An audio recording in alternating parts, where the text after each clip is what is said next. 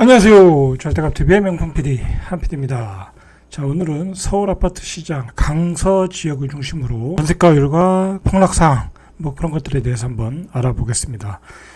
지금 이제 서울 아파트 매물이 빠르게 쌓이고 있다고 그래요. 빅데이터 업체 아실에 따르면 6일 기준 서울 아파트 매물은 61,783건, 한 달 전에 5월 6일에 55,954건 대비 한 10.4%, 5,829건이 증가했다. 매물은 쌓이고 있어요. 중과세를 유예를 하고 있으니까. 그리고 이제 폭락된 것만, 급매물만 거래가 되니까, 거래가 안 나오니까, 당연히 이제 매물은 계속 쌓여가겠죠. 자, 그러면 이제 어느 지역들이 쌓여가냐면, 서울에서도 동대문구, 관악구, 강서구.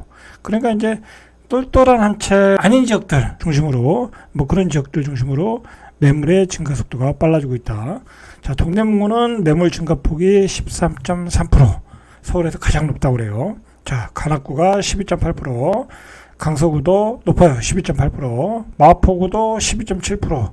자, 용산도 최근에 올랐다고 하는데, 이제 재건축 관련해서 이제 그런 지역에서 오르는 거지, 전체적으로 오르는 건 아닌 것 같아요.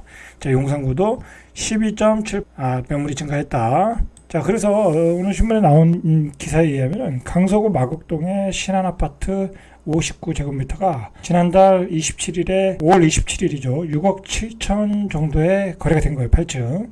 그런데 이게 지난해 9월에 신고가를 찍은 게 9억 5천이에요. 그러니까 2억 8천. 이야, 이거 거의 20%, 25% 빠진 거죠. 제 생각에는 한 30% 정도 빠지면은 사도 될 것 같아요. 거기서 더 빠져도 어쩔 수 없는 거고. 자, 이렇게 소형 아파트 9억 5천짜리가 2억 8천 빠졌다. 그러면 이때 영끌에서 사신 분들 많을 거 아니에요. 이 평수 자체가 또 보면 영끌하신 분들이 많이 좋아하는 또 평수니까. 그럼 영끌하신 분들은 그냥 원금이 다 날라간 거야. 이런 게 강서 지역에 군데군데 보여요. 군데. 전반적으로 다 그런 건 아니지만, 그런 금매물들이 나온다는 것은 그게 거래되면 그게 다음 가격의 기준이 되니까 문제가 되는 거예요. 강서구 화곡동의 강서 힐스테이트, 이거 화곡 대장 아파트 같은 거예요. 전용 128제곱미터. 지난달 27일에 신고가보다 3억 7,500 하락한 13억 2천만 원에 거래됐다. 엄청나게 빠진 거죠. 이건 몇 프로 빠진 거예요, 이거. 거의 17억 하던 게 13억 2천이 됐다는 거잖아요. 그러니까 이게 왜 이렇게 빠지냐면, 예전에 신고가가 예를 들어서 17억을 찍었으면 그거 한두 개만 찍은 거야. 한두 개가 찍고 나서 그걸 고점 기준으로 3억 7천억이 빠졌다고 하니까 이게 많이 빠진 것 같지만, 실제로는 이게 많이 빠진 게 아니에요. 그 최고점에 찍은 한두 개 거래는 이게 평균 가격이 아니잖아요. 그죠? 1년의 평균 가격을 기준으로 해서 이걸 봐야 된다는 거죠. 그렇게 보면 별로 빠진 건 아니에요. 작년에 찍었던 17억은 거품이었다는 얘기죠. 거품. 자, 마곡 수명산 파크 3단지, 우장산 알파크 이편한 세상 등 실수요가 높은 단지 역시 1억에서 2억 정도 하락을 하고 있다. 자, 이게 강서구가 이렇게 많이 빠지는 이유가 뭔가를 생각해보면 이런 유사한 지역들이 좀 서울시에서 다 빠지고 있다라는 거예요. 그러니까 서울에서 지금 상승론자들이 기대하는 게 8월에 전세 대란이 일어나서 다시 그 가격이 상승하지 않겠냐고 그러는데, 전반적인 하락세가 확산되고 있다라는 거야. 강남을 제외하고 용산을 제외하고 그 정도 외에는 가격 하락세가 확산되고 급매물 위주로 거래가 되고 있다라는 거예요. 자, 그러면 한번 강서 지역 일거래 가격들이 어떻게 찍히고 있는지, 전세가율이 어떻게 나타나고 있는지 한번 보시죠. 화곡동 프루지오 매매가가 직거래됐어요. 9억 4천. 최고가가 12억 4천이니까 딱 3억이 빠졌네요. 자, 그러면 이건 폭락이라고 봐야죠. 최근에 이렇게 가격이 떨어지는데, 상승론자들은 이걸 보고 이제 가격 조정이라고 그러잖아요. 조정받고 다시 가니까 이럴 때 급매물이 나올 때 사라라는 얘기잖아요. 자, 그런데 중요한 건 제가 항상 얘기하지만, 이 거래가 안 됐어요. 거래가 고점에서 거래량이 부족했기 때문에 하락할 때의 거래량이 중요해요. 물론 이제 이 3억 떨어진 가격이 계속 거래가 된다. 그러면 이제 그게 바닥이 될 수 있지만, 지금은 이제 떨어지는 칼날이다라고 보시면 될 것 같아요. 자, 강서 힐스테이트 한번 보시죠. 여기도 14억 4,800채 고점을 찍고 올해 찍은 게 13억 3천. 한 1억 6천 정도가 떨어졌어요. 자, 보시면은 13억 3천인데 예를 들어 33평이 전세가가 그나마 여기 많이 나가는 거예요. 6억 8천, 한 51% 정도. 자, 제가 누누이 얘기하지만 서울에서의 전세가 51% 가지고선 이게 전세가가 급등한다고 해서 이게 매매 수요로 연결이 안 돼요. 전세 가격이 폭등해서 매매로 연결되려면 가수요와 실수요가 들어와야 되는데 이 정도 전세 갭을 가지고서는 가수요가 들어올 수가 없어요. 갭을 해서 갭이 적어서 나중에 입주하겠다고 사 두시는 분들도 있잖아요. 근데 이 정도 갭은 너무 크다는 거예요. 항상 얘기하지만. 우장산 아이파크 이편한 세상 보시죠. 자, 여기도 비슷해요. 최고가가 14억, 12억 5천, 그러니까 1억 5천 정도가 떨어졌어요. 최근에 이렇게 거래를 보면 이 직이라고 써 있는 게 많아요. 여기도 보면 직거래했다는 얘기거든요. 자, 이거는 교환 거래일 가능성이 많아요. 그 얘기는 뭐냐면 이 가격에도 거래가 안 되니까 서로 물건을 교환을 했다는 거예요, 지금. 예? 이 가격에도 시장에 안 팔린다는 얘기야. 그럼 더 떨어진다는 거죠. 이렇게 직거래가 있다라는 거는 이게 시장에서 정상적인 거래가 아니라 교환 거래다라고 보시면 돼요. 자, 우장산 힐스테이트 발산역이니까 입지가 좋죠. 이대에 서울병원도 있고. 자, 여기도 보시면 최고가가 한 14억 2천, 요거는 한 4, 5천 정도 떨어졌어요. 9천 정도 떨어졌네요. 한 9천 정도 떨어졌어요. 근데 전세가율이 역시 44%. 자, 그밖에 안 된다는 거예요. 여기 안쪽으로 들어가 보시죠. 안쪽으로 들어가시면 산, 마곡, 수명산, 파크. 자, 보시면. 자, 여기는 이제 21년 10월 달에 13억 찍고, 최고점을 찍고, 그 뒤로 거래가 안 되고 있어요. 하나도 거래가 안 됐다는 거죠. 자, 마곡밸리 15단지 아파트. 자, 여기도 15억 찍고, 거래가 안 되고 있어요. 하나도 안 되고 있다. 마곡 13단지 힐스테이트. 여기도 14, 9천. 최고점 대비 한 1억 9천 정도 떨어졌네요. 16억 8천까지 찍었어요.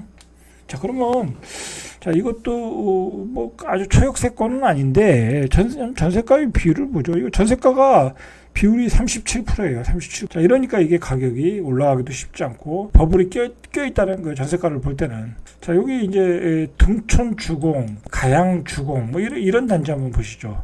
자, 여기 한번 보시죠. 여기는 이제 아무래도 강변 쪽이니까 무슨 등촌 주공 이런 데 한번 보시죠. 24평에 최고가가 작년에 9억 6천이었어요. 그러면 1억 6천이 떨어진 거잖아요. 자, 많이 떨어졌죠. 이 정도 가격대에서. 참 20% 이상이 떨어진 거잖아요. 이것도 직거래. 이게 뭐예요? 교환이란 얘기예요. 교환. 시장에서 거래가 안 되고 있다. 자, 전세가율 39.4%. 자, 심각하죠. 자, 여기 소형평수 보시죠. 17평, 6억 6천이에요. 요것도 최고가 7억 2천. 자, 요거 그러면 17평짜리 전세가를 보시죠. 2억 6천. 자, 이거 신혼부부들이 좋아하는 평수죠? 자, 신혼부부들이 2억 6천에 사는 거예요. 이 정도 가격에. 그러면 신혼부부들이 집값이 오른다고 이걸 사겠어요? 전세 가격이 이렇게 싼데 안 사겠죠? 등촌주공 8단지 보시죠. 자, 2021년 8월에 9억 찍고 거래가 안 됐어요. 자, 이건 전세가가 얼마일까요? 자, 5억 2천. 이게 이제 평수가 크니까 전세 가격이 좀 가죠. 59%. 그나마 좀 많이 나온 거예요. B24평. 자, 최고가가 9억 4천. 엄청 비싸네요. 그 다음에 최근에 찍은 게 8억 5천. 자, 8억 5천에 역시 직거래가 됐죠. 자, 직거래 찍고 그 다음에 그 가격이 이제 시장 가격이 된 거예요. 항상 시장의 기준가가 된 거예요. 자, 그러면 이것도 한 9천 정도 떨어졌네요. 자, 이거 전세가율이 38%. 자, 강서구도 아무래도 이 한강변은 어떤 한강변에 대한 어떤 재건축 기대감 그런 것 때문에 여기는 안 떨어졌어요. 이 지역은 안 떨어졌고, 그 다음에 한번 마곡 역세권 한번 보시죠. 자, 여기 마곡역 쪽에 있는 데는 아무래도 마곡 역세권이고, 이쪽에 이제 그 직주 조건으로서 어떤 기업들이 많잖아요. 그런 수요가 있어서 이런 지역은 조금 덜 떨어졌어요. 덜 떨어진 게 아니라 올라가는 경우도 있어요. 이런 지역은. 자, 이 지역은 역시 이 지역도 10억 5천 찍고 거래가 안 됐네요. 거래가 안 됐어요. 자, 옆에 단지 마곡 15단지 35평에 15억. 자, 35평에 15억이에요. 15억. 자, 그러면 이 전세가를 한번 보시죠. 이게 얼마나 가나. 자, 6억 7,500. 계화산역 근처 한번 보시죠. 이쪽은 좀 저렴하겠죠. 자, 21년에 8억 3천 찍고 2003년도형인데 전세 가격이 5억 3천. 그 그나마 여긴 좀 갭이 조금 적네요. 8억 3천 정도면 방화동 좀 안쪽에 있는 아파트를 살 수 있다. 2003년도 7억 6,500 2021년에 그 다음에 전세는 3억 3천 전세가율 43%. 자, 그러니까 서울 같은 그 강서구 지역인데도 물론 이제 연차가 있긴 해도 가격 차이가 많이 나죠. 이쪽은 한 32평도 한 8억대에 살 수 있는데 마곡역으로 가면 한 15억대, 방화역 쪽으로만 와도 거의 15억, 16억대죠. 그러니까 뭐 굳이 뭐 여기에 15억 주고 살 바에는 오히려 이쪽이 가격이 저렴해 보이네요. 뭐 이런 아파트 사는 게 낫겠죠. 한 8억, 7, 8억 정도면은 가격 조정만 되면 뭐 여기가 더 나을 수도 있겠죠. 그 가격적인 메리트가 있으니까. 뭐 실수요자들은 뭐 그렇게 고르셔도 될 것 같아요. 자, 뭐 이상 살펴봤듯이 서울 전체적으로는 지금 분명히 하락 추세이다. 하락 추세이고 금매물 위주로 거래가 되고 있는데 금매물도 보니까 직거래가 많다. 그러니까 시장에서 거의 거래가 안 된다.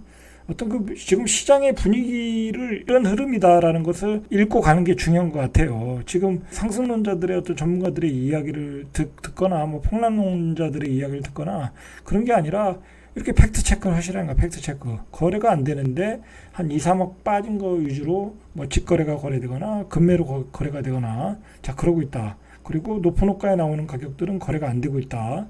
그리고 서울의 전반적인 그 매물이 쌓여가고 있다. 강서구, 관악구, 마포구, 용산구 전반적으로 다 쌓이고 있다라는 거예요. 그러니까 점점 흐름이 매물이 쌓여가면서 가격이 하락으로 가고 있다라는. 자, 어떤 경우는 지금 20% 이상 빠졌고 25% 이상 빠지고 있어요. 저는 이제 맥시멈을 그냥 한 30% 정도 되면은 뭐 사야 되지 않나 그렇게 생각하고 있거든요. 사람마다 개인마다 뭐 어떤 그 자금 사정이 틀리니까 한 30% 정도 보고 거기서 그 30% 빠진 가격이 전세가율이 뭐 한 70% 됐다, 한 65% 됐다. 뭐 그러면 그 정도면 매수해도 된다고 저는 보고 있어요.